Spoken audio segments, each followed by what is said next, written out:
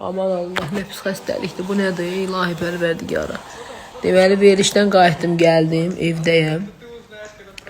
Uşaqlarla bir yerdə. Uşaqlar birinci xəstələndilər. Onları sağaltdım, sonra mənə keçdim. Makyajıma da çox qəşəng gelib babək. Həm ağlayıram, həm də makyajı silmək istəyirəm. Bilmirəm, nətər edim. Keyfim gəlir makyaj. İndi masaj sarmışam. Deyirəm, sistem vursunlar. Özümə gəlim də. Çox xəstəyim. Sabah çəkilişlərim var ona görə. Özünüzü qoruyun. Dəhşət pis xəstəlikdir. Mən bir şey görməmişəm. Dəhşət. Elə istəyirəm ki, yemək videosu çəkim. Xəstələnirəm. Bir də odun peş axtarıram. Qəşəng odunla mən pişirəm də yeməkləri. Qəşəng odun peşi kimdə var? Hardan ala bilərəm? Çox qəşəng odun peşi və odun istəyirəm. Gətirsinlər, mən də pişirim.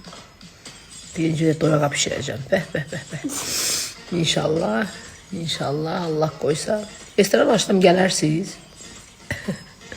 Mənim yeməklərimi kim istəyər yemək? Açsam restoran.